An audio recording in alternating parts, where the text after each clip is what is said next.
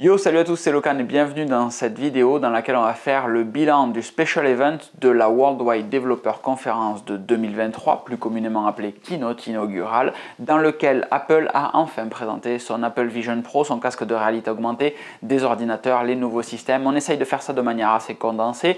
La vidéo est chapitrée pour que vous puissiez bondir frénétiquement d'une section à une autre, mais encore une fois, on essaye de se la faire rapide parce que votre temps est très important. Le Special Event d'hier était un des plus longs et surtout un des plus intenses de la décennie. Réellement, on s'attendait à ça, c'est exactement ce qui s'est passé. Moi, ça m'a fait flipper parce que le premier quart d'heure, dans les premières 15 minutes, Apple nous présente 3 machines, sans stress, direct, en un quart d'heure, boum, boum, boum. Ça n'attend pas, ça enchaîne. On a un MacBook Air de 15 pouces, on a le Mac Studio qui est arrivé, ainsi que le Mac Pro qui passe enfin sur des puces Apple, et tout ça, encore une fois, en 15 minutes. Le MacBook Air 15 pouces, comme son copain de 13 pouces, est l'évolution logique. Ça va être la machine la plus vendue d'Apple, sans aucun doute. Il intègre une puce Apple M2 avec 8 cœurs de CPU, 10 cœurs de GPU. Il est configuré par défaut avec 8 Go de mémoire, configurable à 16 et 24 Go. Je vous ai déjà expliqué de ne pas prendre 8 Go, c'est beau et bien trop peu.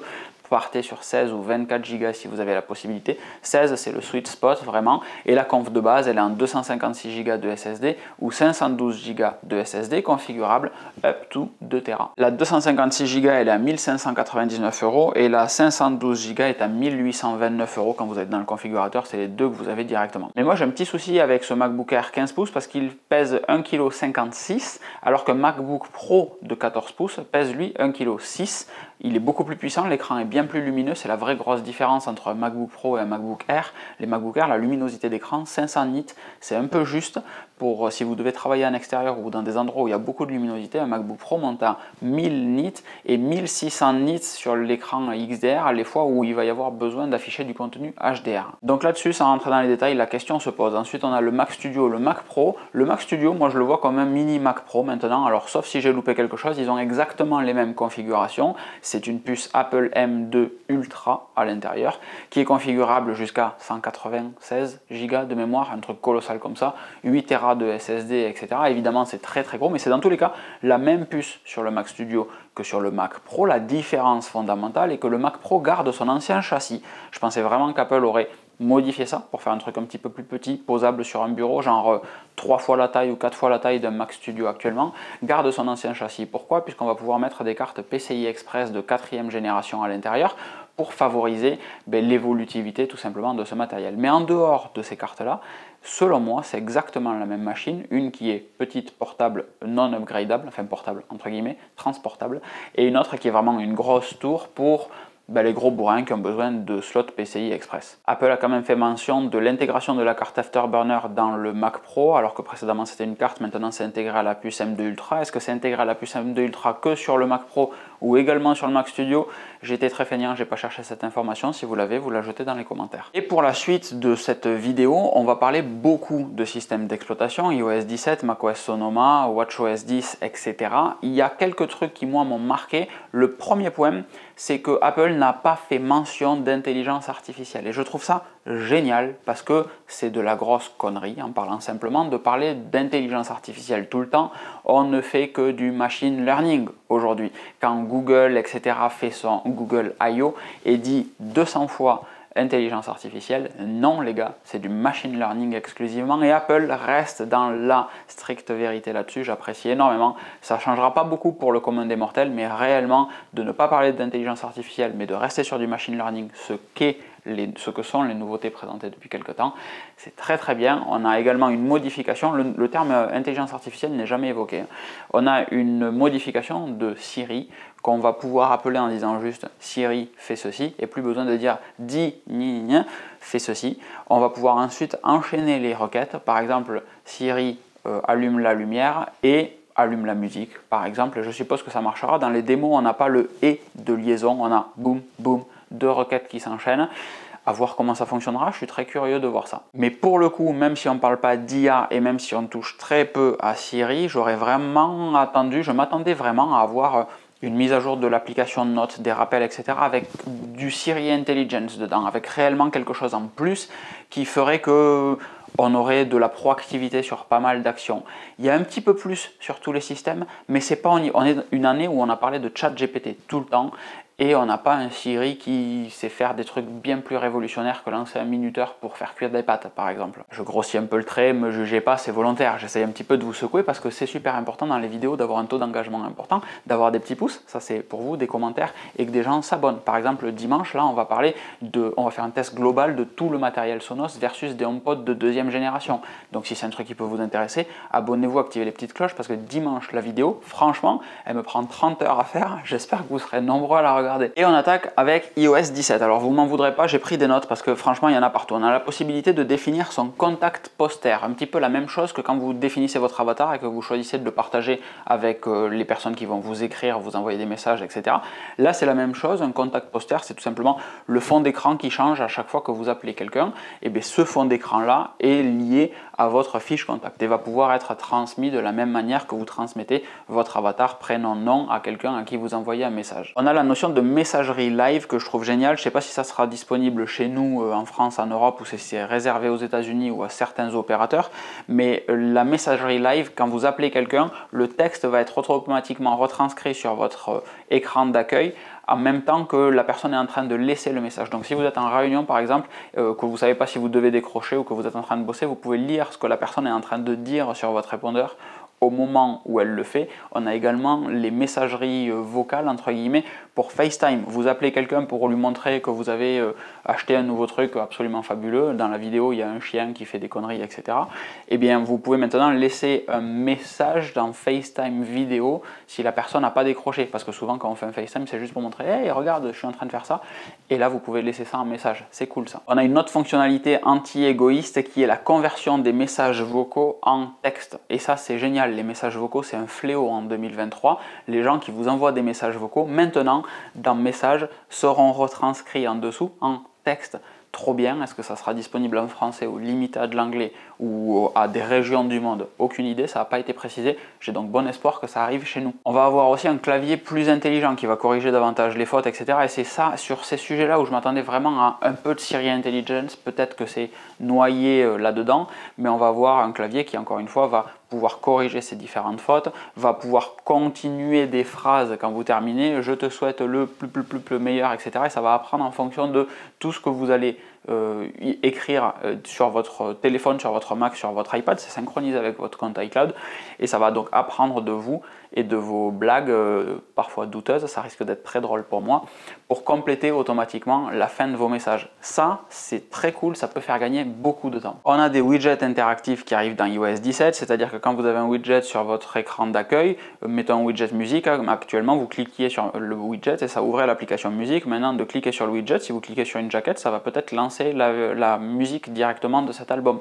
Vous aurez les boutons play, pause, etc. Vous pouvez agir directement ou checker vos listes de rappels directement depuis le widget sans avoir à ouvrir l'application widget, l'application rappel pardon, quand vous cliquez sur le widget. Ça c'est super cool. Et en fait iOS 17 c'est réellement ça, c'est plein de petites améliorations qui sont en soi absolument pas révolutionnaires, mais le système est tellement mûr que petit à petit, des tout petits trucs comme ça on fait cool, stylé, ça juste améliore un petit peu notre quotidien sans vraie grosse révolution. Si demain au travail quelqu'un vous demande il y a quoi comme nouveauté dans iOS 17, ben moi en vrai maintenant depuis quelques années j'ai du mal à dire qu'est-ce qu'il y a de réellement nouveau. Il y a quelques trucs cool mais il n'y a rien de révolutionnaire, il n'y a pas une fonctionnalité incroyable. Il y a plein de petits trucs qui font que le système d'année en année est dingue. On va avoir par exemple le mode stand-by lors d'une charge verticale comme sur Apple Watch. Vous tournez votre téléphone et vous allez avoir des live activity par exemple qui vont apparaître dessus, l'état d'une livraison, etc. Bon ça veut dire qu'il faut avoir un dock, ça risque de se vendre comme des petits pains et de monopoliser votre téléphone uniquement pour ce mode de présentation. Je suis pas sûr que ça soit super utile ça, mais ça a le mérite d'exister. Deux nouveautés sur AirDrop que je trouve sympa, la possibilité de partager des contacts. Vous rencontrez quelqu'un, vous approchez votre iPhone du sien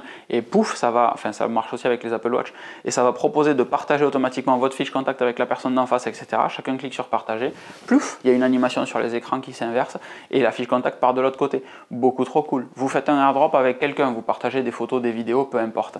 Vous devez partir ou juste vous en avez marre de rester à côté comme un idiot avec votre téléphone pointé à la personne, et bien vous partez et l'AirDrop continuera ensuite via Internet. Ça, je trouve ça super cool, connecté avec les deux comptes iCloud, il faut que les deux soient connectés avec un compte iCloud, et le partage de fichiers continuera over the internet. Trop bien. On a l'application Journal qui arrive également, qui va permettre, pas comme Day One par exemple, mais qui va permettre de regrouper où vous êtes allé, à qui vous avez écrit, qu'est-ce que vous avez écouté comme musique, les photos que vous avez prises, etc. Tout ça dans une petite entrée de journal automatiquement, et vous aurez un petit prompt en bas pour écrire des trucs si vous avez envie, ou juste pas du tout. Mais ça, c'est ultra pratique en fait, ça permet de s'affranchir du complexe de la page blanche qu'on peut avoir quand on veut faire du journal, du journaling, mais c'est intéressant que ça arrive, vraiment ça c'est cool. Je ne l'ai pas noté là, mais on a également l'application santé qui va prendre en charge la santé mentale, c'est-à-dire qu'en plus du journaling qui est intéressant pour se vider la tête en fin de journée, du positif comme du négatif, on va avoir une application de santé mentale qui va s'interfacer avec l'application Respirer par exemple, pour pouvoir dire si on a été heureux, neutre ou triste aujourd'hui, et va croiser toutes ces données avec l'activité, avec les qualités de sommeil, avec l'hydratation, etc., les différents éléments pour dire, en fait, regarde, quand tu es heureux, c'est généralement quand tu fais du sport ou quand tu dors bien, et pouvoir prendre des actions sur ça. Ça, c'est un truc que je cherchais très récemment dans une application tierce, je m'en fichais. Apple le sort là. C'est encore plus génial de voir une carte de tous les jours, savoir si des fois on se sent pas bien, savoir si c'est une longue période ou si c'est juste ces 2-3 dernières semaines parce qu'on dort mal. Trop cool. J'accélère un peu, on a SharePlay in the car, c'est-à-dire que quand vous allez avoir un iPhone qui est connecté en CarPlay dans une voiture, les autres iPhones qui sont avec, quand vous faites un trip avec des potes par exemple, vont pouvoir proposer de la musique pour écouter sur le système audio de la voiture dans la suite de votre voyage. Trop cool, ça crée un petit réseau comme ça et en avant. On a l'audio adaptatif sur les AirPods, c'est-à-dire que ça va faire un mélange du réduction de bruit et du mode transparence pour détecter automatiquement qu'est-ce que vous devriez entendre et bloquer les sons qui sont chiants en parallèle. Très curieux ça aussi de voir, et j'aime beaucoup le fait que les AirPods mûrissent avec le temps. C'est uniquement pour les AirPods Pro de deuxième génération, mais à chaque fois qu'il y a une mise à jour sur iOS, on peut s'attendre à des mises à jour sur les AirPods. Ça c'est très très bien, c'est vraiment un truc qui me fait plaisir. J'achète un produit, je m'attends à ce qu'il soit fini, qu'il évolue plus dans le temps, et là Apple me dit, ah bêta, attends, on va faire une mise à jour là-dessus. Cool, merci beaucoup. On a la possibilité de télécharger des cartes hors ligne avec tous les détails dedans, les commerces, les numéros de téléphone, etc. On a un visual lookup. Pas de démo dessus, mais ça s'annonce assez incroyable ça comme techno. C'est le fait de scanner un plat par exemple et que l'application vous remonte automatiquement, alors je pense que ça passera par l'application photo, et que l'application du coup vous remonte automatiquement les constituants du plat et des recettes pour créer le même plat. Dingue. Le fait de pouvoir partager des AirTags avec d'autres personnes, je trouve ça très très bien aussi. Vous avez un AirTag dans la voiture par exemple ou un AirTag dans un sac et vous allez pouvoir mutualiser ce AirTag. Si vous partez en voyage avec une grosse valise par exemple, mutualiser ce AirTag avec la personne avec qui vous parlez et comme ça chacun peut suivre le AirTag. Il n'y a pas que vous qui l'avez. Autre truc très cool, la suppression automatique des SMS reçus dans le cas d'une double authentification. Vous vous connectez sur un site, le site vous envoie un SMS avec un code à 6 chiffres. iOS savait compléter automatiquement dans votre navigateur internet le code à 6 chiffres que vous veniez de recevoir par SMS. Maintenant, une fois que le code est utilisé, il va aussi savoir supprimer ce SMS et ça c'est beaucoup trop pratique en fait parce qu'à chaque fois on doit effectivement revenir dans l'application message, supprimer ce fichu SMS. Et en parlant de double authentification, il sait maintenant utiliser les codes reçus par mail et pas que par SMS, donc ça aussi c'est sympa. Par contre, je pense pas qu'il supprime le mail. Bon, ça c'est iOS 17, vous avez vu, il y a quand même pas mal de trucs. iPadOS 17, maintenant il y a quelques nouveautés, mais c'est des nouveautés qu'on apprend de iOS 17 et certaines qu'on prend de iOS 16 aussi. Comme le fait de pouvoir customiser l'écran d'accueil, comme c'est le cas sur iOS 16, le fait de pouvoir mettre des widgets sur l'écran d'accueil, ça datait d'iOS 16, ça arrive maintenant sur iPadOS 17. Je comprends pas qu'Apple ait souvent un an de décalage pour des fonctionnalités aussi simples que ça, mais ça arrive enfin. On va donc avoir les Live Activities qui vont faire leur apparition sur votre iPad. Par exemple, si vous utilisez Flighty pour suivre votre vol, vous aurez les notifications sur votre iPad en plus de votre iPhone. On aura l'application santé qui arrive enfin sur iPad pour pouvoir consulter en grand écran toutes vos données. Et Stage Manager qui s'améliore un petit peu, notamment sur la gestion du multi-fenêtrage. Intéressant, mais je connais pas de personnes en fait qui utilisent un iPad avec un écran. Ces personnes-là ont aussi un Mac. C'est cool que la fonctionnalité existe, mais je ne sais pas s'ils l'ont pas développé pour rien avec des guillemets. macOS Sonoma maintenant, vous avez vu, ça va de plus en plus vite. macOS Sonoma, on a des nouveaux fonds d'écran Aerial, les mêmes qui existent sur Apple TV, mais ces fonds d'écran là vont... Enfin, c'est juste magnifique en fait. Vous avez cet économiseur d'écran et au moment où vous allez déverrouiller, l'économiseur d'écran se fige et se transforme en fond d'écran et c'est votre nouveau fond d'écran. Les transitions sont trop belle. Vous pouvez maintenant mettre des widgets sur votre bureau. Les widgets vont soit être pop-up complet, on voit que ça, ou si vous avez une fenêtre au premier plan, ils vont se flouter légèrement en arrière-plan histoire de ne pas trop vous déranger et s'adapter à la couleur de l'arrière-plan avec un fondu assez sympa. Je ne suis pas certain que ça soit quelque chose que j'apprécie, même si on peut mettre des widgets qui sont sur votre iPhone. Si vous n'avez pas l'application sur votre Mac, par exemple l'application Tesla ou l'application Lucid, ça m'a fait beaucoup rire que Apple utilise l'application Lucid et pas Tesla dans la démo. Vous pouvez prendre l'application Lucid et Tesla et la mettre sur votre bureau. Tant que votre iPhone est soit à proximité pour du Bluetooth, soit sur le même réseau Wi-Fi pour communiquer avec votre Mac, le widget fonctionnera sur votre ordinateur. On a un mode jeu qui fait son apparition, histoire de diminuer la latence des jeux en baissant tous les processus qui tournent en arrière-plan et en augmentant les ressources allouées au jeu. Les contrôleurs de type Xbox et PlayStation vont également utiliser un transfert de Bluetooth avec un débit doublé dans ce genre de situation, histoire d'avoir quasiment pas de latence. Je suis absolument pas spécialiste en jeu, donc je peux pas vous en parler. Et on a toujours les nouveautés présentées dans iOS 17, la gestion des messages, les replies faciles, etc. Tous ces petits trucs qu'on a vus précédemment, ben ça arrive évidemment dans macOS. Il y a une forme de continuité nécessaire quand même. WatchOS 10, il y a un petit peu de monde qui arrive dessus. La majorité des applications de base vont être revues sur WatchOS 10. Nouveau design, nouvelle interface. C'est cool, ça fait du bien parce qu'on a des écrans de plus en plus grands, typiquement avec la Watch Ultra. Et c'est bien qu'ils aient remis ces applications au goût du jour. En même temps, ça fait 10 ans. WatchOS 10, un petit peu déçu, moi, perso, par l'update. Ça fait 10 ans qu'on a des Apple Watch, enfin des WatchOS du moins. C'est la 10e version et il fallait quand même marquer un petit peu le coup. Donc un redesign d'interface, c'est arrivé avec iOS 7. Il le fallait aussi avec WatchOS 10. Il y a deux trucs dont je ne suis pas certain, par contre, c'est le Smart Stack, peu importe la watch face dans laquelle on est, de slider vers le haut avec la roue crantée, je crois, ou je ne sais plus si c'est avec le doigt. Ça va faire apparaître les applications dont on peut avoir besoin. Donc le Control Center semble dégager de là et ça remonte des applications. Et quand on appuie sur le bouton du côté, celui-ci là, ça va faire remonter le Control Center. Donc en fait, on inverse le dock et le Control Center. Je suis à peu près certain que je préférais slider vers le haut pour accéder au Control Center plutôt que d'appuyer sur le bouton. Le bouton, pour moi, c'est vraiment un raccourci pour aller dans des applications, du même que la roue crantée, c'est un raccourci pour accéder à toutes les applications.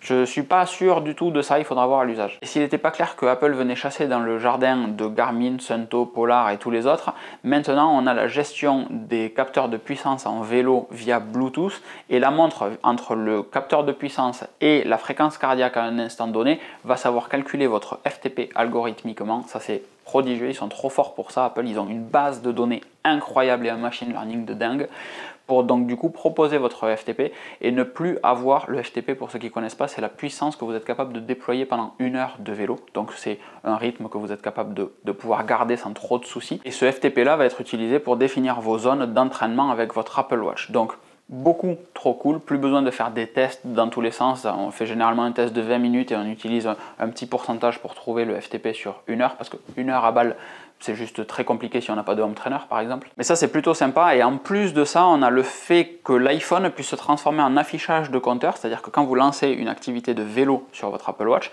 l'iPhone sur l'écran d'accueil va avoir une live activity qui va démarrer, qui sera votre activité de vélo. Vous cliquez dessus, l'écran devient tout noir et ça affiche des données d'un compteur, la distance, la vitesse, la puissance, etc.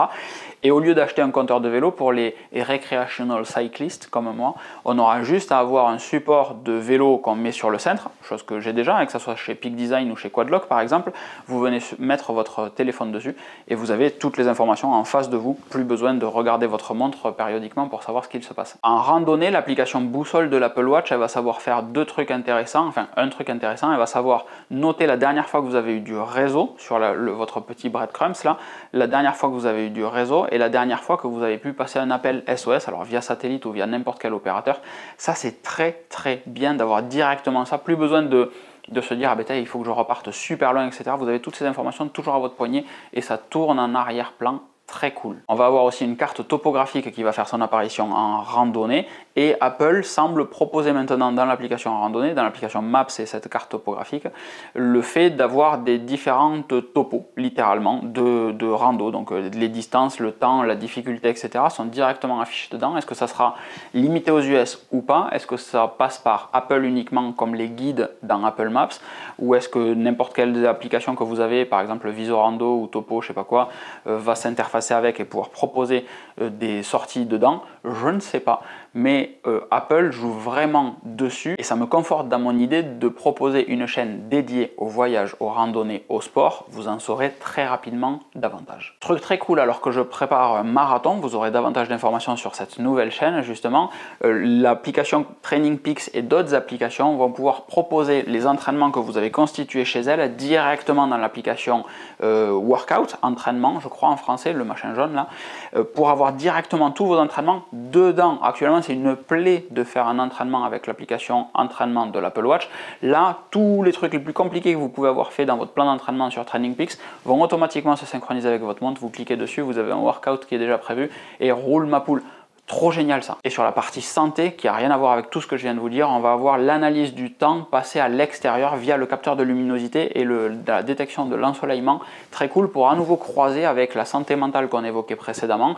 Est-ce que vous êtes plus content quand vous avez vu un petit peu plus de jours, vous êtes entraîné, vous avez bien dormi? Ça rajoute des facteurs et ça c'est très très bien. Je dis beaucoup c'est très très bien, hein. Je sens que je vais me fatiguer moi-même en montant cette vidéo, mais réellement c'est encore une fois toutes ces petites améliorations qui fait que technologiquement on a des aides à comprendre un petit peu ce qui se passe biologiquement. Moi ça me plaît beaucoup tout ça, toute cette data. Et je voulais vous faire une vidéo courte, mais là je regarde on est à 25 minutes, donc avec le montage on sera peut-être à 18, 20 minutes, c'est une catastrophe. Et surtout il nous reste à parler de l'Apple Vision Pro. Alors là j'ai pris des notes, très franchement j'ai pris des notes, mais ça ne rendra absolument pas justice à la dinguerie qu'Apple a présentée. Et en vrai, je ne peux pas y passer vraiment du temps là-dessus. Je peux vous montrer tous les visuels que je veux, mais il faut que vous alliez regarder la vidéo d'Apple. Il faut que vous regardiez l'explication qu'ils ont fait de ce machin-là. C'est juste dingue. La partie, alors déjà d'un point de vue esthétique, c'est beau. C'est subjectif, mais je le trouve beau. On va avoir des caméras, on va avoir des capteurs partout. Il y a de l'ingénierie, mais sur chaque étape, la quantité de puissance, la quantité de calcul, la quantité de caméras, de capteurs, embarqué dans un truc qui fait quelques centimètres d'épaisseur, c'est incroyable. Ça sortira début d'année prochaine aux États-Unis, donc on ne l'aura pas de suite en France pour plus de 3000 €, je crois que c'est 3500 balles.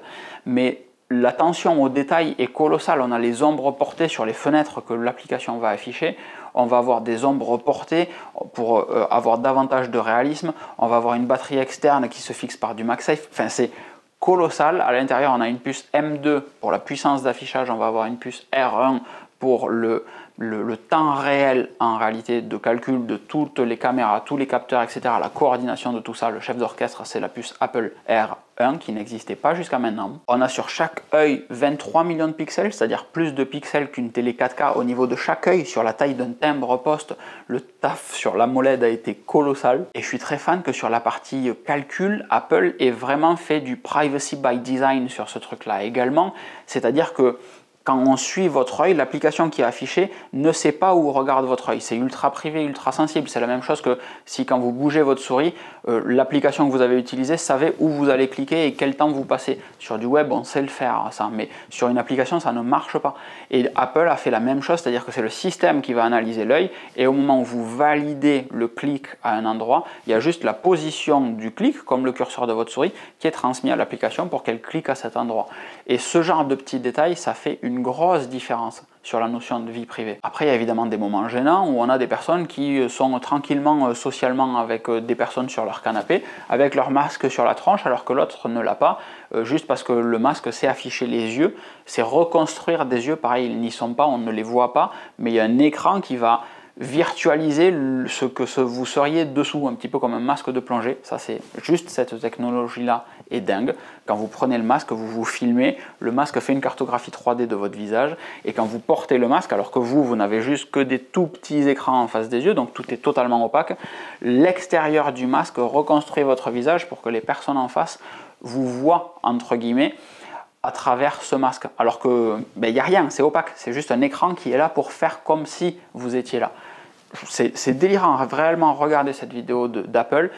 C'est une annonce depuis l'iPhone, moi j'ai pas vécu ça et encore je sais même pas si c'était aussi délirant l'iPhone à l'époque. Je pense que oui. À l'époque, le pinch and zoom, je ne me lasse pas de cette anecdote, le pinch and zoom n'existait pas. Si vous retrouvez la vidéo de Steve Jobs à l'époque, le moment où il montre comment il zoome sur une photo, il y a une standing ovation.